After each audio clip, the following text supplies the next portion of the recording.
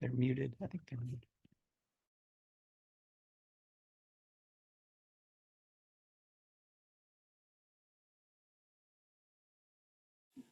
Well, Alexandra Mercado, who Hello, has epic everyone. voice. Hello, Francisco Mendoza, and oh my gosh, Robert This Malita, is awesome. Tyler Ross, Carrie King, Rebecca Wells, Renee Montgomery. Seen some familiar names. hmm River Stains, Julia Polanski. I love that name. It's a great name. Ryan Heine, Trina Cook, Nana Ya Ag. I'm not gonna try. I'll sprain my tongue. Helga, good to see you, old friend. Hebert, Brian, and who else? Trina. Do we say everybody? Well, I think I've Eloy. I think I've and Susie. Who else? I've been trying to. I like to greet people because I want to acknowledge that you're here. And Scott Richardson, good to see you. hmm And I'm excited that you took this time out. Now, I'm not going to be really teaching this class. I'm the help. I'm the monkey playing the piano. But I want to introduce. We usually introduce ourselves, but I want to introduce her because I want to hold her up in high esteem. Chanelle Guyton, my master associate, came to me with the idea of writing this program from classical to commercial because that's her story. And she'll talk a little bit about that today. hmm But I want to tell you that I watched her before my very own eyes transform from whoa to yeah! Like, who the heck is this person? Doing screams that are epic, doing pop, R&B, they're country that's believable, and going to be a country music vocal producer. Then you don't get further from classical to go all the way to country. You can go from classical to rock. It really, there's a lot of people that go from classical to rock. It's not that unusual. But go from all the way from classical to country, and she's actually really good at it. People that worked with me and said, hey, she's really good. I should go with her. I said, yeah, you do what's working best for you. We're all one team here, and you do the person you connect the best with. And these people go in there with her, and she gives them a good product because she has been through that journey herself. hmm And I've watched her transform to sing virtually every style of music and do it convincingly. And so I'm going to hand the football to you, and I'm Yes. going to shut my pie hole and let her talk. Awesome. Well, I am so glad to be here with all of you.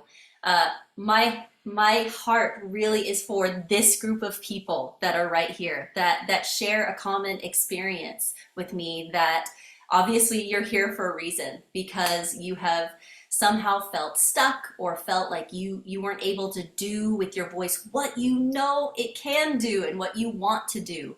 And so briefly, I just want to share a little bit about my story, and then I really just want to introduce you to what this program is and how it can help you. And then at the end, we're going to reserve about 15 minutes to do some Q&A.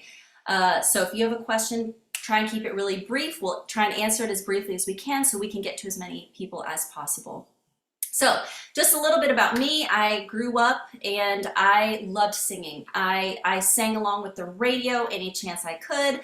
The greats in my day were Mariah Carey and Celine Dion and Whitney Houston, and that's how I learned to sing. I just sang with the radio. And that was a very reckless part of my voice that I just loved experimenting with. Well, as I got older, it came time to go to college, and my mom didn't really know better. I didn't really have any guidance or any mentors in my life.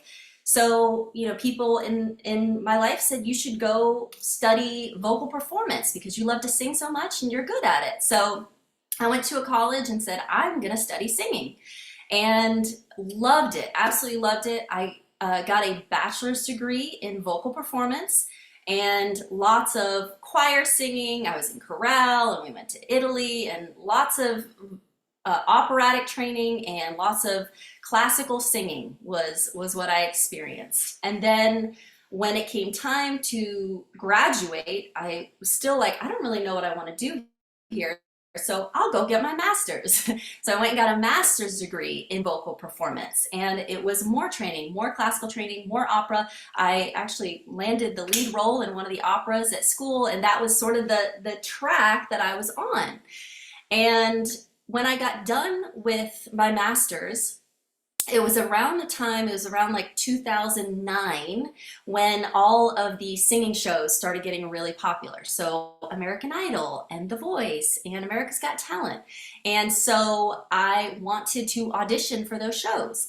And so I started going through the audition process, and I would sing, and I would always get kind of far in the auditions, but I started getting told the same message from each of those auditions. It was, you've got a good voice, but you sound too trained, or you sound too classical, or it's too pretty, or there's nothing unique about your voice and how it sounds. And you can imagine, I just had a master's degree in vocal performance, me thinking I've got everything it takes to do what is needed on these shows, and $80,000 in debt from school loans, surely this can take me somewhere. So the last straw came for a Disney audition. It was for The Voices of Liberty, and I had auditioned, and I actually got a call back and came back the next day, and the song was Summertime, and it required a high C, and it was a glissando up to a high C, and I sang the song and got done and was like, okay. And the casting director looked at me and he said, it's nice. He said, sing it a different way. And it was in that moment, it was almost like an existential crisis. I literally thought, a different way? What do you mean? I've been trained to do this one thing and to do it very well. But he wanted something different. And it was in that moment I realized how actually stuck I was. So after that, I did not get the gig, and I reached out to a friend who actually was on one of the American Idols, who had gone to the same school, and I said, the casting director just told me that I should take commercial voice lessons. I had never even heard that. I didn't even know what that was. And I told him, I said, that's fine. I said, but I don't have time. I don't want to spend so much time. I said, I need the best of the best. And he said, you need to call Brett Manning. And he gave me actually Brett's personal cell phone number. And I reached out to him and did my research and thought, oh my goodness, this man has worked with half the people that I, idolize that are on the radio, and I could take a voice lesson with him. So I contacted his studio, and I got with one of his associates, and I tell you what, it wasn't with him. I think he was in Italy at the time, touring around Italy, giving master classes. That one lesson completely changed my life. And it's because I was given tools. I was given tools to understand how to make the transition from singing something in a more classical way, more classically how I was taught, to know this is how you need to do it to sing commercially and to be viable to sing pop, country, R&B.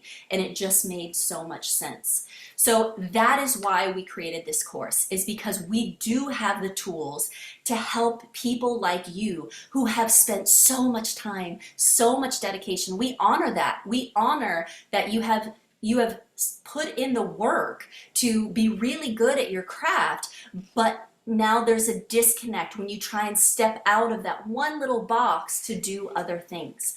So this course is for you, and how we are going to do this, how we have laid out this course, is we're going to introduce basic concepts of commercial singing, and we're going to parallel them the best we can with, if this is how this concept would be taught classically, this is how we can sort of change your mind and think about it to sing it in a more commercial way.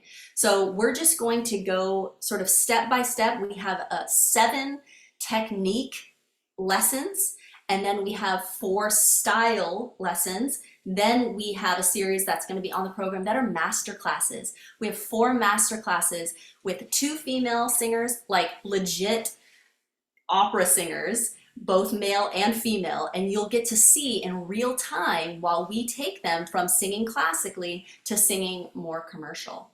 So we're going to do our best to just really get through this as best as we can. And like I said, then at the end, we're going to leave about 15 minutes for Q&A. All right, so let me scroll down, get into what we're going to be talking about. Okay, so the technique concepts. The first technical concept that we're going to cover in the program is resonance. We have all heard that term here. If you have come from a classical background, you have heard much about resonance. So resonance, as it pertains to classical training, is very different in a classical setting than it is in commercial.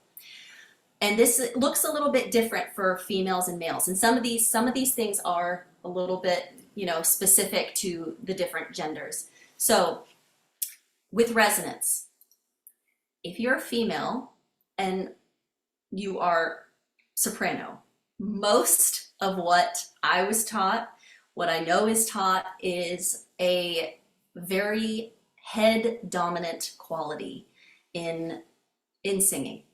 So it is really, really developing that head voice, and then that becomes sort of the driver for how you're singing really everything. And so you take that head voice and you bring it down, and it's in the mid, and it's in the upper part of the range, and that is really what is aesthetically very pleasing in a classical way. Now it's a little different for the mezzos. There's a little bit more allowance for that chestier sound for the mezzos there. But however, that is accessed differently in a classical way than it is in a commercial. And Brett, I'm going to let you talk more on the male resonance structure for classical singing versus commercial. Well, typically, nasality for opera singers, unless it's bad opera, is frowned upon. Now, that doesn't mean the nasal cavity resonance, but right in the end of the nose, nobody's singing, ah, that's nasty. Well, a lot of pop is not really pleasant with that, but you can get away with it. Country, you can get away with it. Rock, you can get away with a deeper pharyngeal resonator. Now, the pharyngeal resonator is the back of the throat. If everybody does that, everybody go, do that at where you're at. Go, that's the pharyngeal resonator. In classical, the male singer is trained to go from chest to head as effortlessly as possible, but often we get overweighted because, at least in America, the technique has gotten too heavy. When I went to Italy, they said, no, we don't sing it that heavy. It's too heavy. I heard guys going, oh, hey. Well, it ain't that heavy. And they said, no, it's, oh.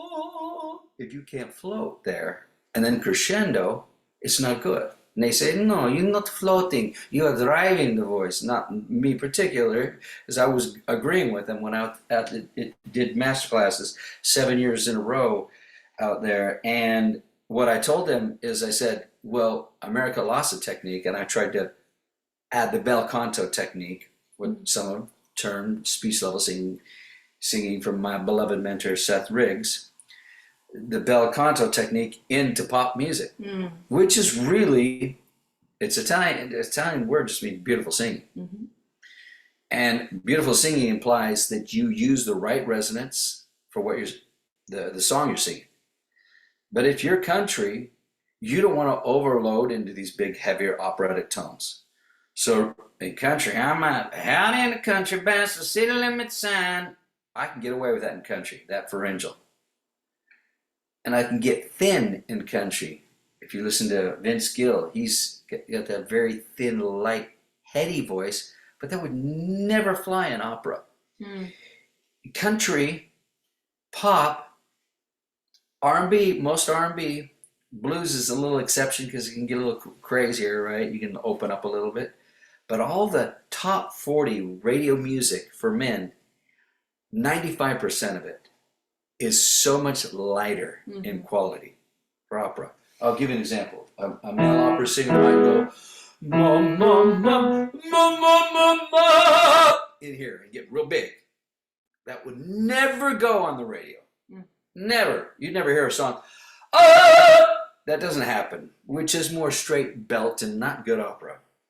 But I see a lot of that, of musical theater and opera, that in the same classical world, and I see the men yelling up on stage and projecting too hard, too heavy. Now, I've seen a lot of great men sing here in America, all around the world. We have brilliant singers here, and the mix methodology of blending head and chest has really caught on.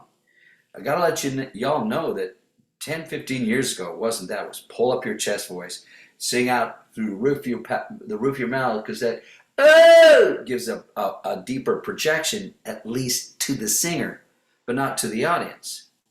So if I'm saying, hey, I'm just yelling. That is not the mixed voice that we're going to be talking about.